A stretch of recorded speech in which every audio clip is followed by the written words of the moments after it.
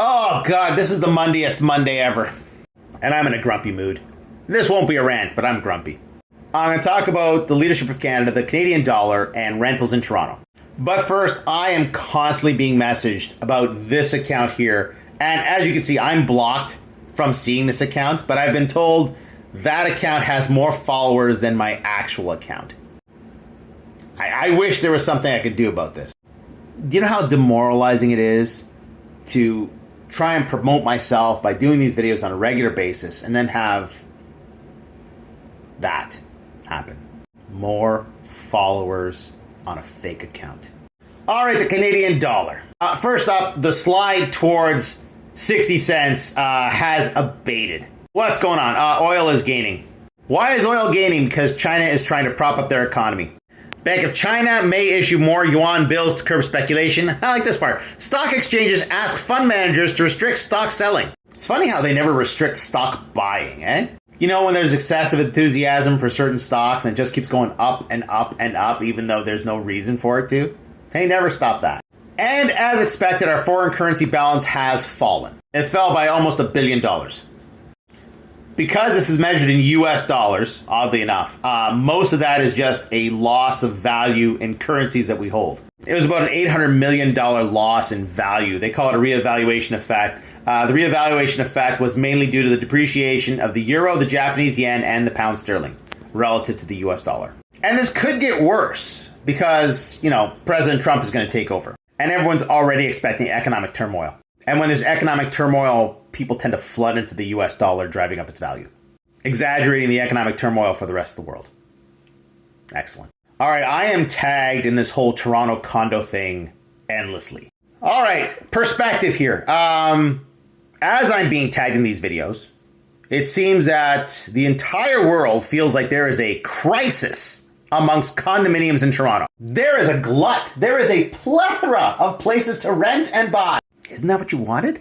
I got this morning. There's 5,403 rentals in Toronto, and around 500 were rented in December.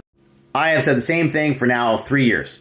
3 to 5% is what's required for a healthy rental market, and that will stabilize residential prices. Has Toronto hit 3% yet? It's damn close, but no. Rising vacancy rates and declining turnover rates slowed rent growth in Toronto. The vacancy rate more than doubled in Toronto, which is why people are freaking out and thinking it's a crisis. But it's still not enough. The vacancy rate was 1.4% in 2023, and it's 2.5% as of the writing of this article, which was early December. That's due to a very high number of rental completions and the increased competition from all the condo rentals entering the market. Why are there so many condo rentals entering the market? Because people bought pre-con, and now they can't sell at the price they purchased, so they've decided to put those condos for rent. What's this going to do? It's going to slow the price growth in condominiums in Toronto, and it might slow the price growth in residential real estate in Toronto. Will this have an effect outside the GTA?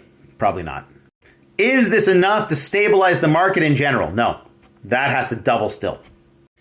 All right, it is 10:48 a.m. and I have not seen the news that Justin Trudeau has stepped down yet.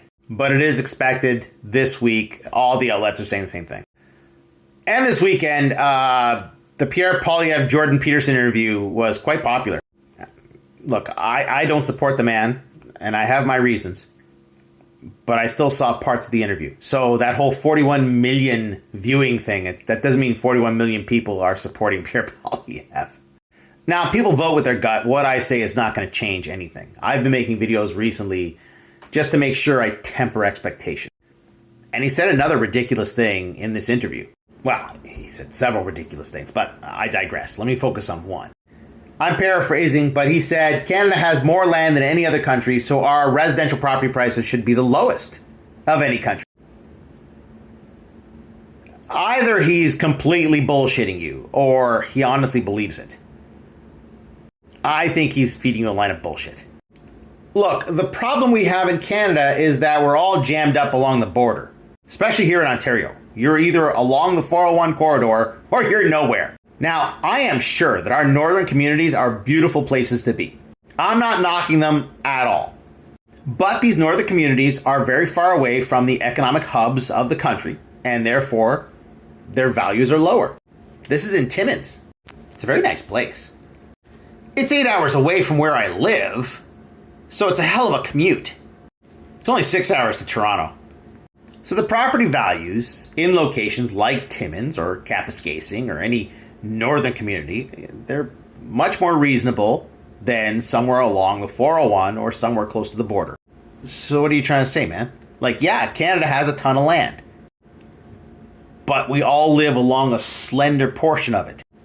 Is Pierre Poilievre going to build a bunch of cities in the north like the Chinese would? And if people aren't buying condos now, getting rid of the bureaucracy isn't going to help. Not to mention that a lot of those fees are for very good reasons, like building roads, and sewer lines, and other services. I see a lot of disappointment coming. A lot of disappointment.